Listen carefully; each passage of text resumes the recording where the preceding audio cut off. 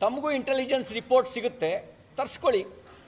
ಮತ್ತು ಇನ್ನೊಬ್ಬ ಜೈಲಿನಲ್ಲಿ ನೀವು ಮೊಬೈಲ್ ಕೊಟ್ಟಿದ್ದೀರಲ್ಲ, ಅವನು ಯಾರೋ ಅವನು ಭಯೋತ್ಪಾದಕ, ಅವನು ಏನೋ ಅವನ ಹೆಸರು, ಭಯೋತ್ಪಾದಕನ ಹೆಸರು, ಜೈಲಿನಲ್ಲಿದ್ದಾನಲ್ಲ ಇಲ್ಲಿ ಪರಪ್ಪನಾಗ್ರಹಾರದಲ್ಲಿ, ಎಂಥದೋ ಅವನ ಹೆಸರು ಗೊತ್ತಿಲ್ಲ. ಅವನು ಯಾವ ಶಾಂತಿದೂತ ಅಂತ ಅವನ ಕೈಗೆ ಮೊಬೈಲ್ ಕೊಟ್ಟಿದ್ದೀರಾ? ಅಂದರೆ ದೇಶದ ಉದ್ದಗಲಕ್ಕೆ ಬಾಂಬ್ ಸ್ಫೋಟ ನಡೆಸೋದಕ್ಕೆ ನೆರವಾಗಲಿ ಅಂತ ಕರ್ನಾಟಕ ಜೈಲಲ್ಲಿ ಅವನಿಗೆ ಮೊಬೈಲ್ ಕೊಟ್ಟಿದ್ದೀರಾ ನೀವು? ಹಮೀದ್ ಶಕೀಲ್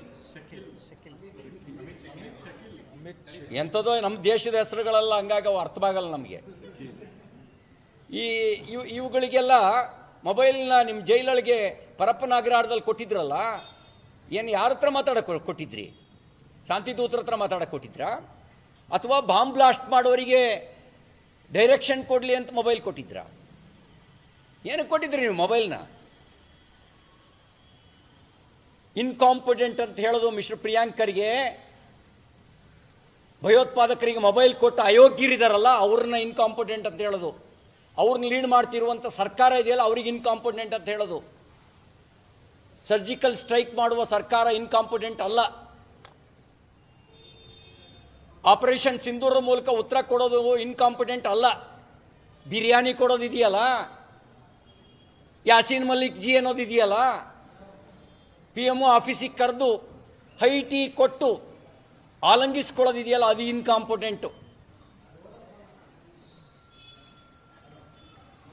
ಒಂದು ವಿಶ್ವಾಸ ದೇಶದ ಜನನೂ ಇಟ್ಕೊಂಡಿದ್ದಾರೆ.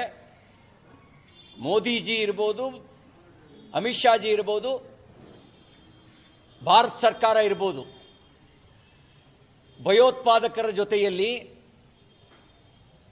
ರಾಜಕೀಯ ಲಾಭ ನಷ್ಟದ ಲೆಕ್ಕಾಚಾರ ಹಾಕಲ್ಲ. ಅವ್ರನ್ನ ಬೇರ್ ಸಹಿತ ಕಿತ್ತಾಕುವಂಥ ಸರ್ವ ಪ್ರಯತ್ನನೂ ಮಾಡುತ್ತೆ, ಮಾಡಿದೆ. ನೀವೇನು ಮಾಡಿದ್ರಿ? ಅಫ್ಜಲ್ ಗುರುನ ಪಾರ್ಲಿಮೆಂಟ್ ಮೇಲೆ ದಾಳಿ ಮಾಡಿದವನ್ನ ಅಫ್ಜಲ್ ಗುರು ಪರವಾಗಿ ವಕಾಲತ್ತು ವಹಿಸಿದಂಥ ವಕೀಲರು ಲೀಸ್ಟ್ ಕೊಡ್ಲಾ?